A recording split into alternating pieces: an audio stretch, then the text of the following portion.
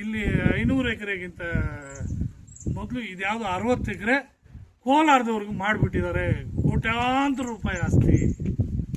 ಸ್ವಾಮಿ, paper ನಿಮ್ಮ ಹತ್ರ ಇದೆ, ನೀವು ಮಾಡಬೇಕು.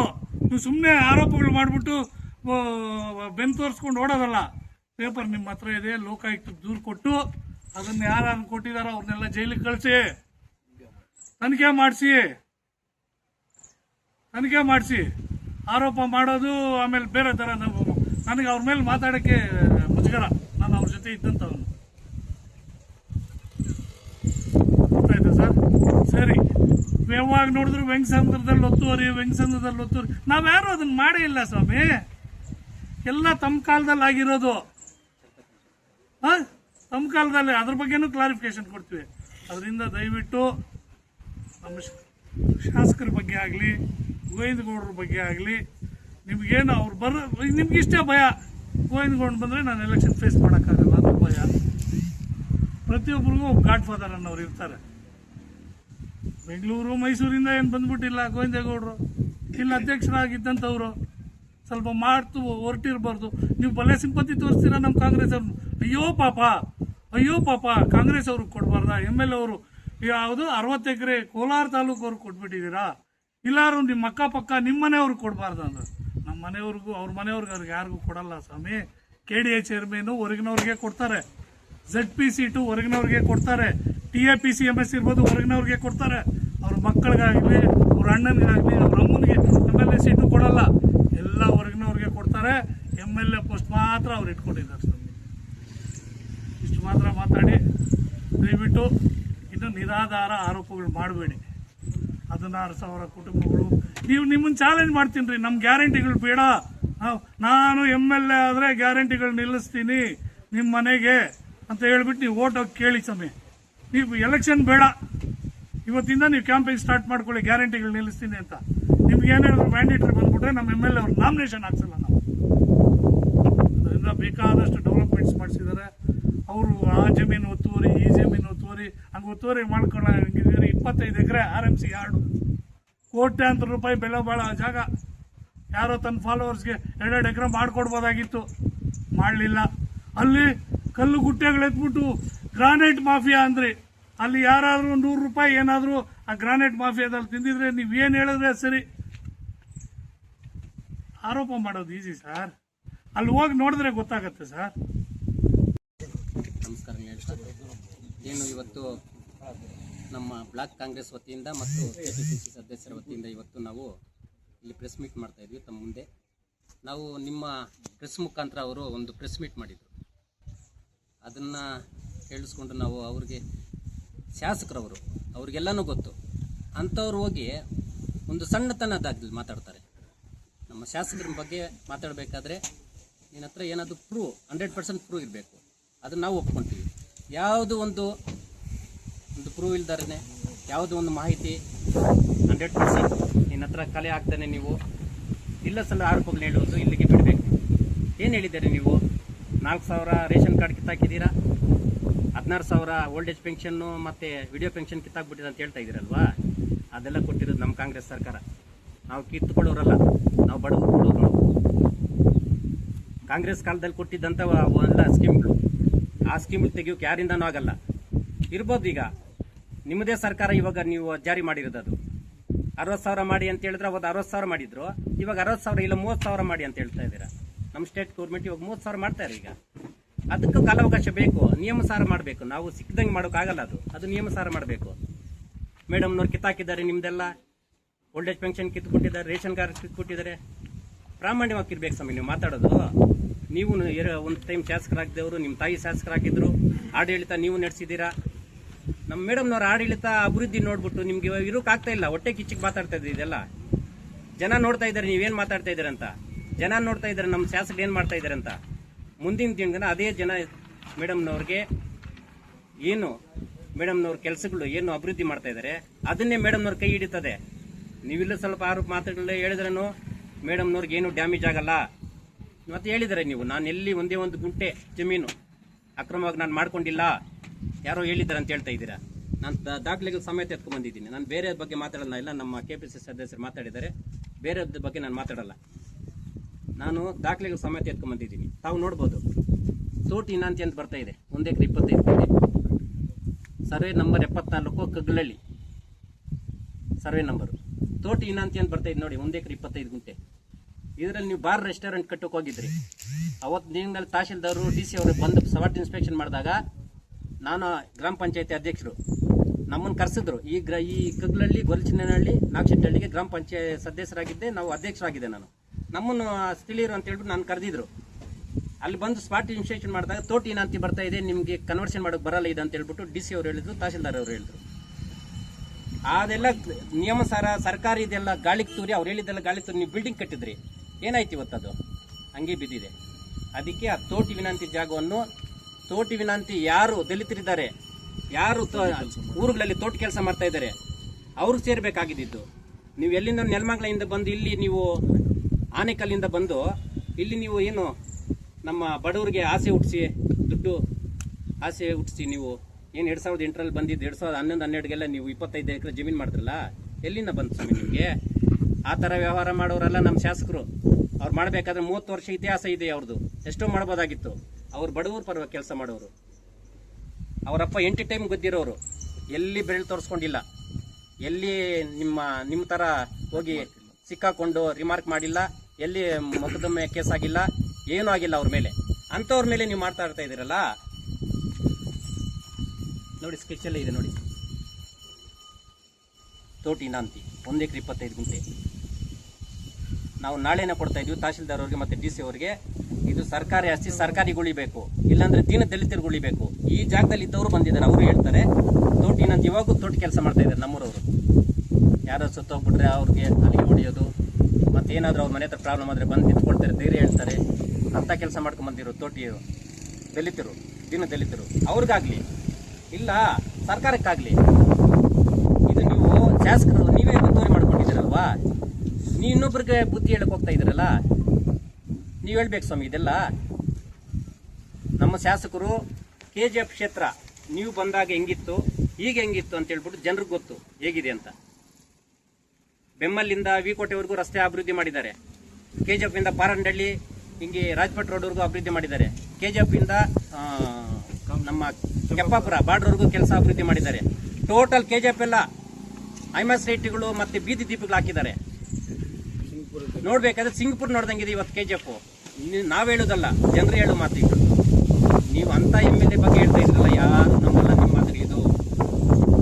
ನೀವು ಮಾಡಿರೋ ಪಾಪ ಕೆಲಸಗಳಿಗೆ ನೀವು ಈ ಕ್ಷೇತ್ರದಲ್ಲಿ ಒಂದು ಟೈಮ್ ಶಾಸಕರಾಗಿ, ನಿಮ್ಮಮ್ಮ ಶಾಸಕರಾಗಿ ನೀವು ಮಾಡಿರೋ ಪಾಪ ಕೆಲಸಗಳಿಗೆ ನಿಮ್ಮನ್ನು ಸೋಲಿಸಿದ್ದಾರೆ ಜನ. ಆಯಮ್ಮನ ಮೇಲೆ ನೀವು ಎಷ್ಟು ಹೇಳಿದ್ರು ಆಯಮ್ಮನ ಪರವಾಗಿ ಜನ ಇದ್ದಾರೆ, ಆಯಮ್ಮನ ಗೆಲ್ಲಿಸೋ ಮಹಿಳೆಯರಿದ್ದಾರೆ. ಇವತ್ತು 2,2 ಸಾವಿರ ಬರ್ತಾ ಇದೆ ಸರ್ಕಾರದಿಂದ. ಯಾರು ಮಾಡಿದ್ದು? ಕಾಂಗ್ರೆಸ್ ಸರ್ಕಾರ ಮಾಡಿದ್ದು. ನಿಮ್ದೇನಾದ್ರೂ ಇದ್ರೆ ಫಾಟೋಪ್ಷನ್ ನೋಡಿಸಿ. BJP ಅವರಿಂದ ಏನಾದ್ರೂ ಮಹಿಳೆಯರಿಗೆ, ದೀನ ದಲಿತರಿಗೆ, ಬಡವರಿಗೆ ನಿಮ್ಮಿಂದ ಏನಾದ್ರೂ ಮುಟ್ತಾ ಇದ್ರೆ ಸಾರ್ವಜನಿಕರಿಗೆ ಹೇಳಿ ನೀವು ಪ್ರೆಸ್ ಮುಂದೆ. ಬರೀ ನಮ್ಮ MLA ಬಗ್ಗೆ ಮಾತಾಡೋದು, ಬೇಲಳ್ಳಿ ಗೋವಿಂದಗೌಡರ ಬಗ್ಗೆ ಮಾತಾಡೋದು, ಅದು ಬಿಟ್ರೆ ಅಭಿವೃದ್ಧಿ ಬಗ್ಗೆ ನೀವು ಮಾತಾಡ್ತಾ ಇಲ್ಲ. ಅಭಿವೃದ್ಧಿ ಆಗ್ತಾ ಇದೆ KGF ಅಂತ ಹೇಳ್ಬಿಟ್ಟು ಒಂದು ಮಾತು ಹೇಳಿ ನೋಡೋಣ. ನೀವು ಕೈ ಜೋಡಿಸಿ ಬನ್ನಿ, ನಮ್ಮ MLA ಅವ್ರ ಜೊತೆ ಕೈ ಜೋಡಿಸಿ. ದೇವ್ರು ಹೆಂಗಿದ್ರೆ ಹಂಗಾಗ್ಲಿ, ಎಲೆಕ್ಷನ್ ಟೈಮಲ್ಲಿ ನಿಮ್ದು ಹೆಂಗಿದ್ರೆ ನಿಮ್ಮ ತಲೆ ಹೆಂಗಿದ್ರೆ ಹಂಗೆ ಬರೀಲಿ. ಅದು ಬಿಟ್ಬಿಟ್ಟು ಇಲ್ಲೂ ಸ್ವಲ್ಪ ಆರೋಪಗಳನ್ನು ಮಾಡೋದು ಇಲ್ಲಿ ಬಿಡಬೇಕು.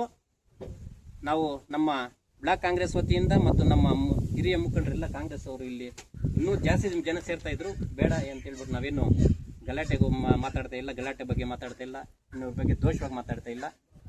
ಕುಂತ್ಕೊಂಡು ನಿಮ್ಮ ಮಾಧ್ಯಮ ಮುಖಾಂತರ ಚರ್ಚೆ ಮಾಡೋಣ. ನಿಮ್ಮ ಮಾಧ್ಯಮ ಮುಖಾಂತರ ಎಲ್ರಿಗೂ ಗೊತ್ತಾಗ್ಲಿ ಇದು ಏನು ಅಂತ, ಸತ್ಯಾಂಶ ಅಂತ ಹೇಳ್ಬಿಟ್ಟು ನಾವು ಇಲ್ಲಿ ಬಂದಿದ್ದೀವಿ. ಎಲ್ಲರೂ ಮಾಧ್ಯಮದವರಿಗೆ ವಂದಿಸಿ ಜೈ ಹಿಂದ್, ಜೈ ಕರ್ನಾಟಕ. ಒಂದು ವಿಚಾರನೂ ಕ್ಲೀನಾಗಿ ಹೇಳಿದ್ದಾರೆ. ಆದರೆ ಇನ್ನೊಂದು ವಿಚಾರ ನಾನು ಹೇಳಕ್ಕೆ ಇಷ್ಟಪಡ್ತೀನಿ. ಏನಿದು ತೋಟಿ ಇನಾಂತಿ ಜಾಗ 1 ಎಕರೆ 25 ಗುಂಟೆ ಇಲ್ಲಿ ಕಗ್ಲಳ್ಳಿ ವಿಲೇಜಲ್ಲಿ ಇದೆ. ಇಲ್ಲಿಂದಾನೇ ಸ್ಟಾರ್ಟ್ ಮಾಡಿ. ನೀವು ಹೇಳ್ತಾ ಇರೋ ಅಂಥದ್ದನ್ನ ಇಲ್ಲಿಂದ ಸ್ಟಾರ್ಟ್ ಮಾಡಿ ಸ್ವಾಮಿ. 60 ಎಕರೆ ಒತ್ತುವರೆ ಮಾಡ್ಕೊಂಡಿದ್ದಾರೆ, ಅವ್ರಿಗೆ ಯಾರಿಗೋ ಬೋಗಸ್ ಆಗಿ ಮಾಡಿದ್ದಾರೆ ಅಂತ ಹೇಳ್ತಾರಲ್ವಾ. ಇವಾಗ ನಿಮ್ಮಿಂದಾನೇ ಸ್ಟಾರ್ಟ್ ಮಾಡಲಿ, ಇಲ್ಲಿಂದಾನೇ ತನಿಖೆ ಮಾಡಲಿ.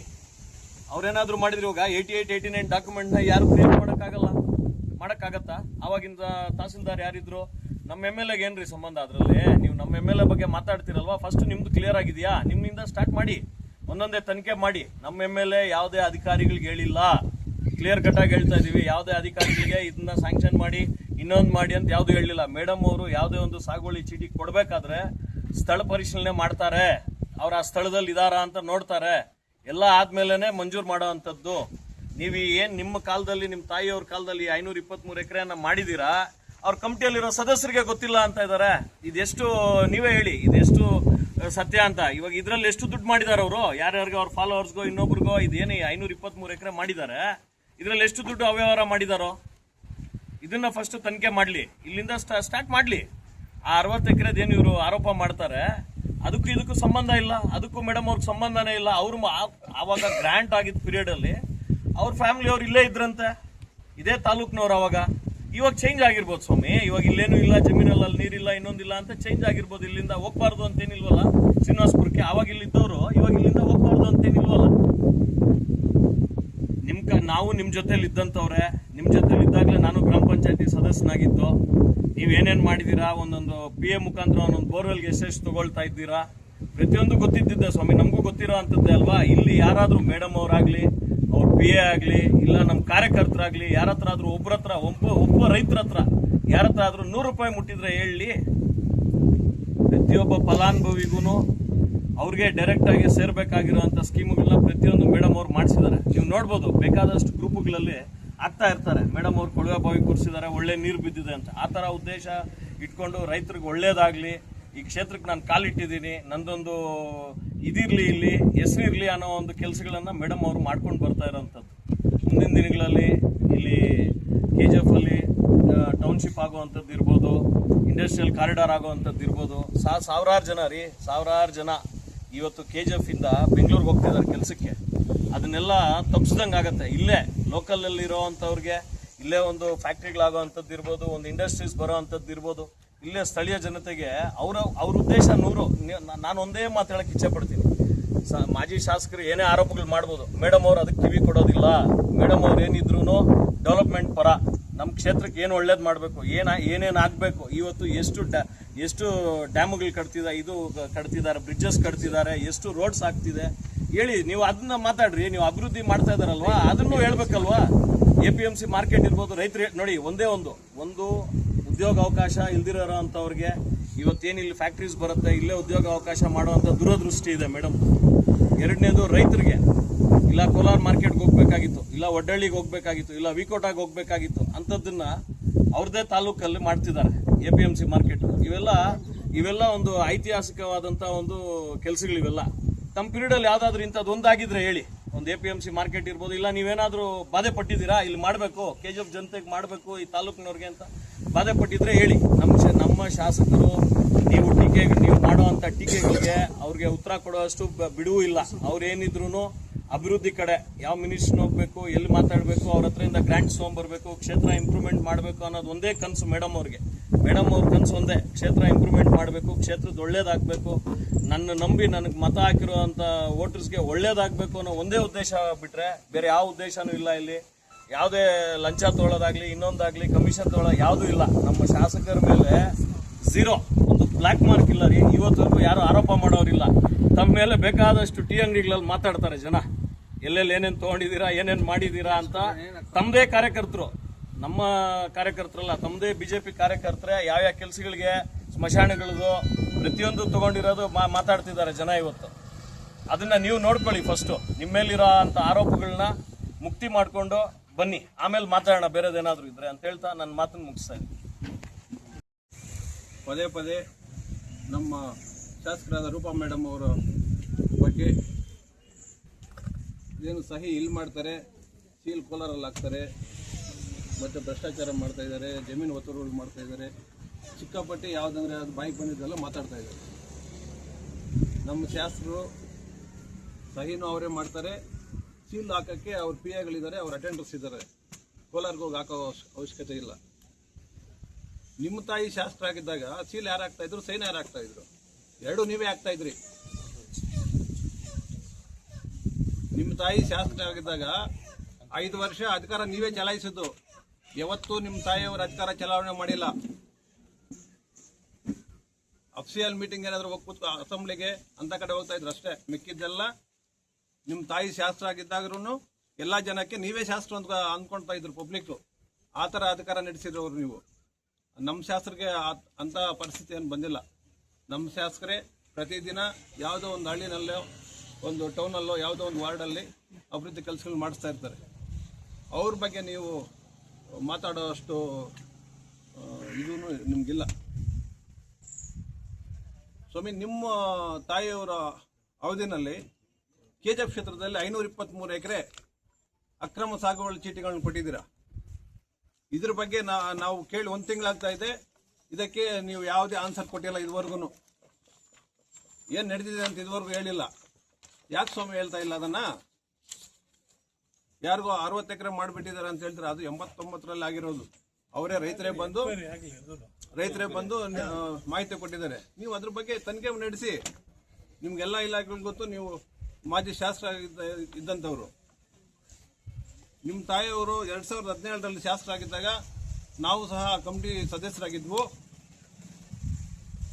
ಇದ್ರ ಬಗ್ಗೆ ಮಾತಾಡಿದಾಗ ಅವರು ಹಿಂಬಾಲಕರು ಹೇಳ್ತಾರೆ ಇದೆಲ್ಲ ಸುಳ್ಳು ದಾಖಲೆಗಳು ತಗೊಂಡು ಬಂದ್ಬಿಟ್ಟು ತೋರಿಸ್ತಾ ಇದ್ದಾರೆ ಅಂತ.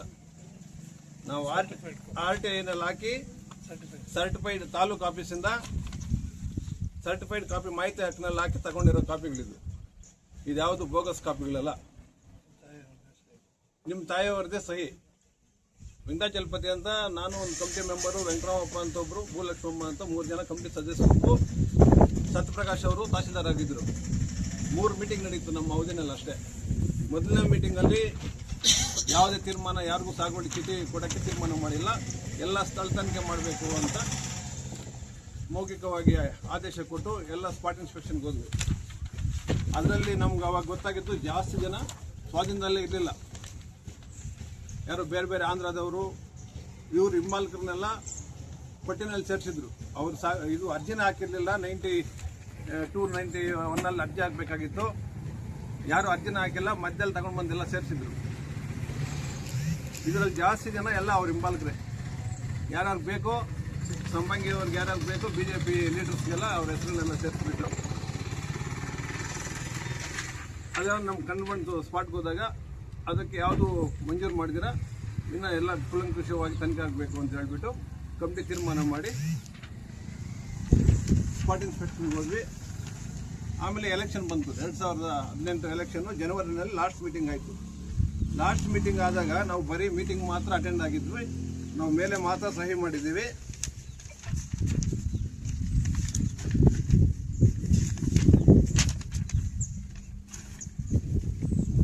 ಹತ್ತೊಂಬತ್ತು 18ರಲ್ಲಿ ಲಾಸ್ಟ್ ಮೀಟಿಂಗ್, ಕೊನೆ ಮೀಟಿಂಗ್ ಕರೀತಾರೆ. ರಾಮಕ್ಕ ಅವರು ಹಾಜರಾಗಿದ್ದರು. ನಾವು 3 ಜನ ಸದಸ್ಯರು ಅಟೆಂಡ್ ಆಗಿದ್ವಿ. ವಿಜಯಣ್ಣ ತಹಶೀಲ್ದಾರ್ ಅವರು ಸೆಕ್ರೆಟರಿ ಆಗಿದ್ದರು ಕಮಿಟಿಗೆ. ಯಾರ್ಯಾರು ಫೈಲ್ ಇದೆ ಅಂತ ಹೇಳ್ಬಿಟ್ಟು ಇಷ್ಟು ಮಾತ್ರ, 1 ಪೇಜಲ್ಲಿ ಮಾತ್ರ ಹೆಸರು ಬರೆದಿದ್ರು. ಮಿಕ್ಕಿದ್ದೆಲ್ಲ ಅಷ್ಟೇ. ಯಾರ್ದು ತೀರ್ಮಾನ, ಯಾರಿಗೂ ಸಾಗುವಳಿ ಚೀಟಿ ಮಂಜೂರು ಮಾಡೋಕ್ಕೆ ಯಾರಿಗೂ ತೀರ್ಮಾನ ಮಾಡಲಿಲ್ಲ. ಆಮೇಲೆ ಮಿಕ್ಕಿದ ಹೆಸರುಗಳೆಲ್ಲ ಮೀಟಿಂಗ್ ಮುಗಿದೋದ್ಮೇಲೆ ಎಲ್ಲ ಹೆಸರನ್ನು ಸೇರಿಸಿದ್ದಾರೆ. ನೋಡಿ, ಇಲ್ಲಿ ಮೇಲೆ ಎಲ್ಲಿ ಗ್ಯಾಪ್ ಇದ್ರೆ ಅಲ್ಲಿ ರತ್ನಮ್ಮ ಅಂತ ಯಾರು ಬೆತ್ಮಂಗ್ಲ ಎಪ್ಪಲ್ಲಿ ಅವ್ರದ್ದು ರೈಟಿಂಗ್ ಇದೆ. ಇದೇ ಹ್ಯಾಂಡ್ ಬೇರೆ, ಇದೇ ಹ್ಯಾಂಡ್ ಬೇರೆ. ಮತ್ತೆ ಇಲ್ಲಿ ನೋಡಿ ಕೆಳಗಡೆ ಎಲ್ಲೆಲ್ಲಿ ಖಾಲಿ ಇದ್ರೆ ಕೃಷ್ಣೇಗೌಡ, ರಾಮೇಗೌಡ, ಬೆತ್ಮಂಗ್ಲ ಅಂತ ಇದೊಂದು. ಈ ಥರ ಎಲ್ಲ ಹೆಸರನ್ನು ಸೇರಿಸ್ಬಿಟ್ಟು ನೋಡಿ, ಇದೆಲ್ಲ ಬೇರೆ ಬೇರೆ ಹ್ಯಾಂಡ್ ರೈಟಿಂಗ್ ಡಿಫ್ರೆನ್ಸ್. ಇದೆಲ್ಲ ಸರ್ಟಿಫೈಡ್ ಕಾಪೀಸ್ ತಗೊಂಡಿರೋದು, ಯಾವುದು ಬೋಗಸ್ ಕಾಪೀಸ್ ಅಲ್ಲ ಇದು. ಇದೆಲ್ಲ ಬೇರೆ ಬೇರೆ ಒಂದೊಂದು ಹ್ಯಾಂಡ್ ರೈಟಿಂಗಲ್ಲಿ ಒಂದೊಂದು ಹೆಸರು ಸೇರಿಸ್ಬಿಟ್ಟು ಎಲ್ಲ ಗೊತ್ತಾಗುತ್ತೆ. ನೋಡಿ, ನಿಮಗೂ ಒಂದು ಕಾಪಿ ಕೊಡ್ತೀವಿ. ಇದು ಸೇರಿಸ್ಬಿಟ್ಟು ಈ ಕೊನೆ 2 ಪೇಜಲ್ಲಿ ಚಿಕ್ಕಪಟ್ಟಿ ಅವ್ರಿಗೆ ಯಾರ್ಯಾರು ಬೇಕೋ ಅವ್ರ ಫಾಲೋವರ್ಸ್ ಎಲ್ಲ ಎಲ್ಲಿ ಮೇಲೆ ಎಲ್ಲಿ ಗ್ಯಾಪ್ ಬಿಟ್ಟಿರ್ತಾರೋ ಅಲ್ಲೆಲ್ಲ ಹೆಸರು ಸೇರಿಸಿದ್ದಾರೆ. ಕೆಲವರೆಲ್ಲ ಹೊಡೆದಾಕ್ಬಿಟ್ಟು ಬೇರೆಯವ್ರ ಹೆಸರು ಬರೆದಿದ್ದಾರೆ. ಮತ್ತು ಈ ಕೊನೆಯ ಪೇಜಲ್ಲಂತೂ ರೈಟಿಂಗ್ ನೋಡಿ, ರೆಸರ್ವೇಷನ್ ಬುಕ್ಕಲ್ಲಿ ಒಂದೇ ಥರ ಹ್ಯಾಂಡ್ ರೈಟಿಂಗ್ ಇರುತ್ತೆ. ಒಬ್ಬರೇ ಬರೀತಾರೆ. ಒಂದೊಂದು ಪೆನ್ನಲ್ಲಿ ಒಂದೊಂದು ಹೆಸರನ್ನು ಬೇರೆ ಬೇರೆ ಹ್ಯಾಂಡ್ ರೈಟಿಂಗಲ್ಲಿ ಯಾರೂ ಬರೆಯಲ್ಲ.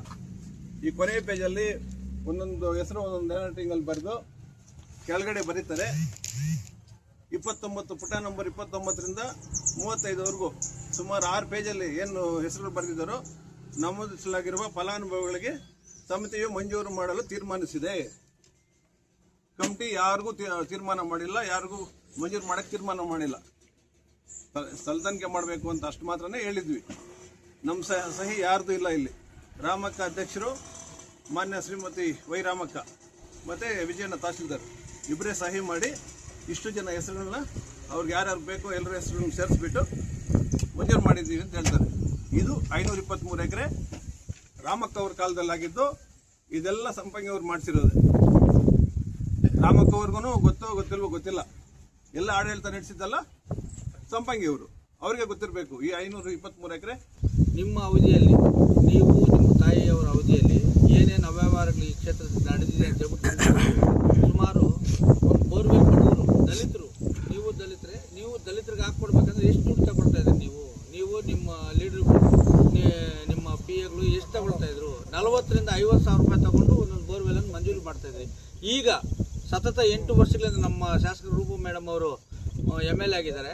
ಸುಮಾರು 500 ರಿಂದ 600 ಬೋರ್ವೆಲ್ಗಳನ್ನು ದಲಿತರಿಗೆ ಕೊಡಿಸಿದ್ದಾರೆ. ಎಲ್ಲಾದರೂ 1 ರೂಪಾಯಿ ತಗೊಂಡಿದ್ರೆ ಸಾಬೀತು ಮಾಡಿ, ನೀವು ಹೇಳ್ದಂಗೆ ನಾವು ಕೇಳ್ತೀವಿ. ಒಂದೇ 1 ರೂಪಾಯಿ ದಲಿತರ ಬೋರ್ವೆಲ್ 600 ಬೋರ್ವೆಲ್ ಇಷ್ಟು ತನಕ ಸ್ಯಾಂಕ್ಷನ್ ಆಗಿದೆ, ಬೋರ್ವೆಲ್ ಕೊಡಿಸಿದ್ದಾರೆ ಮೇಡಮ್ ಅವರು. ಯಾರಾದರೂ 1 ರೂಪಾಯಿ ಮೇಡಮ್ MLA ಮೇಡಮ್ ಅವರು ತಗೊಂಡಿದ್ದಾರೆ, ರೂಪಕಲಾ ಮೇಡಮ್ ಅವರು ನಮ್ಮ ಹತ್ರ ಅಂತ ಹೇಳ್ಬಿಟ್ಟು ಒಬ್ಬರ ಹತ್ರ ಹೇಳಿಸ್ಬಿಟ್ರೆ ನಿಮ್ಮ ಸವಾಲು ನಾವು ಸ್ವೀಕಾರ ಮಾಡ್ತೀವಿ. ಅದೇ ರೀತಿಯಾಗಿ ನಿಮ್ಮ ಕಾಲದಲ್ಲಿ ದೇವಸ್ಥಾನಗಳಿಗೆ ಮಂಜೂರಾತಿ ಮಾಡಿದ ಹಣವನ್ನು ಒಬ್ಬ ಕಾಂಟ್ರಾಕ್ಟರ್ ಹೆಸರಲ್ಲಿ ನೀವು ಟೆಂಡರ್ ಹಾಕೊಬಿಟ್ಟು ಎಲ್ಲ ಅಮೌಂಟ್ ಒಬ್ಬನ ಹೆಸರಿಗೆ ನೀವು ಡ್ರಾ ಮಾಡ್ಕೊಂಡು ತಿಂದ್ಬಿಟ್ರಿ. ಯಾವ ದೇವಸ್ಥಾನಕ್ಕೂ ಒಂದೇ 1 ರೂಪಾಯಿ ಕೊಟ್ಟಿಲ್ಲ. ಅದೇನಾದರೂ ನಮ್ಮ ಮೇಡಮ್ ಅವ್ರು ಮಾಡಿದಾರಾ? ಮುಜರಾಯಿ ಇಲಾಖೆಯಿಂದ ಕೊಟ್ಟಿಲ್ಲ, ಆರಾಧನಾ ಸ್ಕೀಮಿಂದ ಕೊಟ್ಟಿದ್ದ ದುಡ್ಡನ್ನ ಇವಾಗ 8 ವರ್ಷಗಳಿಂದ ನಮ್ಮ ಮೇಡಮ್ ಅವರು ಎಷ್ಟು ದೇವಸ್ಥಾನಗಳಿಗೆ ಹಣ ಕೊಟ್ಟಿದ್ದಾರೆ. ನಿಮ್ಮ ಇಡೀ ಜಗತ್ ಪ್ರಸಿದ್ಧ KGF ಅಲ್ಲಿ ಕೂಡ ಈಗ ಸುಮಾರು 5 ಕೋಟಿ ರೂಪಾಯಿಯಲ್ಲಿ ರಾಜಗೋಪುರವನ್ನು ಕಟ್ಟಿಸ್ತಾ ಇದ್ದಾರೆ. ಒಂದು ಸತಿ ನೀವು ಅದರಲ್ಲಿ ಹೋಗ್ಬಿಟ್ಟು ನಮಸ್ಕಾರ ಮಾಡ್ಕೊಬನ್ನಿ, ನಿಮ್ಗೆ ಪುಣ್ಯ ಬರುತ್ತೆ. ಯಾವುದೇ ಒಂದು ಹಣವನ್ನು ಕೂಡ ದುರ್ಬಳಕೆ ಮಾಡ್ಕೊಂಡಿಲ್ಲ, ಯಾರ ಹತ್ರ ಬಡವರ ಹತ್ರ ಕೂಡ 1 ರೂಪಾಯಿ ತಗೊಂಡಿಲ್ಲ. ಇದು ನಿಮ್ಮ ಮುಖದ ನಾವು ತಿಳಿಸೋಕ್ಕೆ ಸಂಪಂಗಿ ಅವರು ನೇರವಾಗಿ ತಿಳಿಸೋಕೆ ನಾವು ಇಷ್ಟಪಡ್ತಾ ಇದ್ದೀವಿ. ಅದೇ ರೀತಿಯಾಗಿ ಎಷ್ಟೋ ಗ್ಯಾರಂಟಿ ಪ್ರೋಗ್ರಾಮ್ಗಳಿಗೂ ಕಾಂಗ್ರೆಸ್ ಕೊಟ್ಟರು. ನೀವು ವೆಸ್ಟ್ ಬೆಂಗಾಲ್ ಗೆಲ್ಲಬೇಕಾದ್ರೆ ಏನಪ್ಪ ಸ್ಕೀಮ್ ಕೊಟ್ಟಿದ್ದೀರಾ BJP ಅವರು? ಇದೇ ಗ್ಯಾರಂಟಿ ಪ್ರೋಗ್ರಾಮ್ಗಳಿಂದ ನಾವದು 2,000 ಅಂದರೆ ನೀವು 3,000 ಹೇಳಿದ್ದೀರಾ. ಇನ್ನೂ 70 ಸ್ಕೀಮ್ಗಳು ಕೊಟ್ಟೆ ನೀವು ಅಲ್ಲಿ ಗೆದ್ದಿರೋದು ಮಮತಾ ಬ್ಯಾನರ್ಜಿ ಮೇಲೆ. ಅದೇ ರೀತಿಯಾಗಿ ಯಾವ ಬಡವರು ಹೆಣ್ಮಕ್ಳಿಗೂ ಪ್ರತಿ ತಿಂಗಳು ಇಷ್ಟು ತನಕ ಈ ಕ್ಷೇತ್ರಕ್ಕೆ ಪ್ರತಿ ತಿಂಗಳು 22 ಕೋಟಿ ರೂಪಾಯಿ ಗ್ಯಾರಂಟಿ ಪ್ರೋಗ್ರಾಮಿಂದ ನಮ್ಮ KGF ಕ್ಷೇತ್ರಕ್ಕೆ ಮಾತ್ರ ಬರ್ತಾ ಇದೆ. 22 ಕೋಟಿ ರೂಪಾಯಿ ಗ್ಯಾರಂಟಿ ಪ್ರೋಗ್ರಾಮ್ ಬಡವ್ರಿಗೆ ಸೇರ್ತಾ ಇದೆ. ಅದೇ BJP ಸರ್ಕಾರದಿಂದ ಸೇರಿಲ್ಲ ಸ್ವಾಮಿ. ಅದೇ ರೀತಿಯಾಗಿ ಪ್ರತಿ ತಿಂಗಳು ಈ ತನಕ ಕರ್ನಾಟಕ ಸರ್ಕಾರದವರು, ಕಾಂಗ್ರೆಸ್ ಸರ್ಕಾರ 1,45,000 ಕೋಟಿ ರೂಪಾಯಿಯನ್ನ ಗ್ಯಾರಂಟಿ ಮುಖಾಂತರ ನೇರ ಬೆನಿಫಿಷರೀಸ್ಗೆ ಬಡವರಿಗೆ ತಲುಪಿಸಿದ್ದಾರೆ ಸ್ವಾಮಿ. ನಿಮ್ಮ BJP ಸರ್ಕಾರ ಯಾವುದೂ ತಲುಪಿಸಿಲ್ಲ. ಮತ್ತೆ ನೀವು ಹೇಳ್ತೀರಾ ಬ್ಯಾಲಲ್ಲಿ ಗೋವಿಂದಗೌಡರ ಬಗ್ಗೆ. ಸ್ವಾಮಿ, ಒಂದು ಸಾಧನೆ ಮಾಡಬೇಕಂದ್ರೆ ಒಂದು ಗುರಿ ಇರಬೇಕು, ಒಬ್ಬ ಗುರು ಇರಬೇಕು. ಗುರಿ ಸಾಧನೆ ಮಾಡೋಕ್ಕೆ ಗುರಿ ಏನಪ್ಪ ಅಂದರೆ ಈ ಕ್ಷೇತ್ರ ಅಭಿವೃದ್ಧಿ ಆಗಬೇಕು. ಗುರು ಬ್ಯಾಲಲ್ಲಿ ಗೋವಿಂದಗೌಡರ ಗುರು ಇಟ್ಕೊಂಡಿದ್ದೀವಿ ನಾವು, ನಮ್ಮ ಲೀಡರ್ ಅಂತ ಹೇಳ್ಬಿಟ್ಟು ಒಪ್ಪಿದ್ದೀವಿ ನಾವು. ಅವ್ರ ಮಾರ್ಗದರ್ಶನದಲ್ಲಿ ಈ ಕ್ಷೇತ್ರವನ್ನು ಕರ್ನಾಟಕ ಸರ್ಕಾರದ ವತಿಯಿಂದ 100 ಕೋಟಿ ರೂಪಾಯಿ ತಗೊಬಂದು ಅಭಿವೃದ್ಧಿ ಕಾರ್ಯಗಳು ಸಮರೋಪಾದಿಯಾಗಿ ನಡೀತಾ ಇದೆ ಸ್ವಾಮಿ. ನೀವೇ ಡ್ಯಾಮ್ ಕಟ್ಟಿದ್ರಿ ಮಲ್ಲಲ್ಲಿಗೆ, ಏನು ಮಾಡಿದ್ರಿ?